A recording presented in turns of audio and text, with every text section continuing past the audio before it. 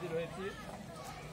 আপনারা সুষ্ঠুভাবে সুন্দরভাবে এই জিনিসগুলো গ্রহণ করবেন। আমরা পূর্বেই কিছু নামগুলা নিয়েছি এবং তাদের টিকিট যদি আমরা এখানে দিচ্ছি, এই টিকিট ব্যতিরিক্ত অন্য কেউ আমাদের কাছে আগেই চাবেন না।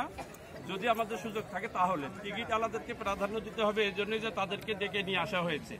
আর যারা খবর এখানে দেখে শুনে আসছেন তারা একটু দূরে থাকবেন। আপনারা মানে টিকিট ছাড়া কেউ সামনে আসবেন না। আমরা এই জন্য যে আমাদের ঢাকা থেকে যে ভাইয়েরা আসছেন ওনারা অনেক কষ্ট করে আপনাদের মাঝে এসেছেন, ওনাদেরকে সহযোগিতা করবেন। ওনারা এর আগে অনেক জিনিস আমাদের নাগেশ্বরী উপজেলায় দিয়েছে, ভিতরবন, নুন খাওয়ার, নেওয়াশি, আমরা ওনাদের সাথে থেকে সহযোগিতা করেছি।